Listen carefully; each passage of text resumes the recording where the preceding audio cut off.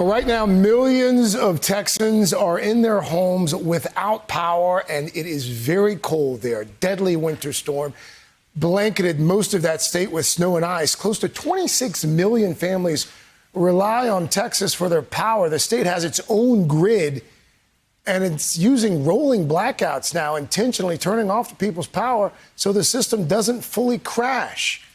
NBC's Morgan Chesky is in Dallas, where temperatures dipped below zero this morning.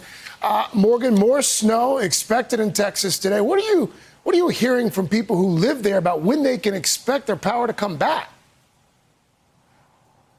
Yeah, Craig, what we're hearing is that it's an absolute guessing game. Rising levels of frustration across the entire state of Texas due to the fact that these rolling blackouts are in effect. And important to note, I spoke with a utility worker earlier today who runs a company here in Dallas that treats some of these damaged lines to try to get power restored. He says one of the problems they're seeing is that whenever they see power outages occur, they don't know if they're associated with these planned rolling blackouts or if they're actually suffering from some weather-related problem. So essentially, they have to wait until power is fully restored until they can key in on these areas that actually need to be repaired immediately. In the meantime, you mentioned 4 million Texan households without power. Every household about 2 people and change. So you're looking at upwards of 10 million people now trying to get through day 2 of single-digit temperatures that the majority of these folks simply aren't prepared for, nor are a lot of the infrastructure systems put in place to take care of these people. We know that warming shelters have been opened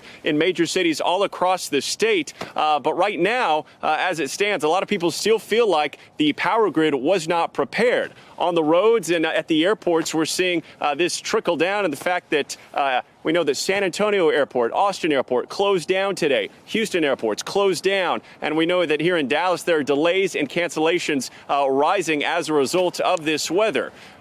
For their part, officials are asking people to try and conserve power. They're going to get it turned back on as soon as they can. Yet that said, there's still no timetable. And as you mentioned, we have more snow coming this evening, several inches worth. That's only going to complicate this problem over the next 24 hours. Craig? Well, how can folks conserve power if it's like 20 degrees? What are they supposed to do? Turn the heat off? Right. I've been without power myself since 6 p.m. yesterday. My mother in Houston has been without power since 2 a.m. Monday morning. And we're staying in touch with my grandmother, who's in an assisted living facility that's also without power. Jeez. They will have heat come on temporarily and then shut off.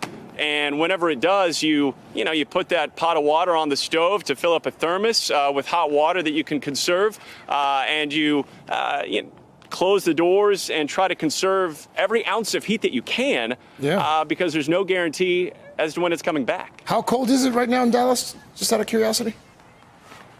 Single digits. I think we're running at about, 9 degrees right now? Good God. And 9 degrees in Dallas might as well be negative 20. Morgan Chesky, good luck, my friend. And best of luck to your family as well. Stay safe. Hey, thanks for watching our YouTube channel. You should know that you can follow today's top stories and breaking news and catch up on your favorite MSNBC shows all in one place. Download the NBC News app today.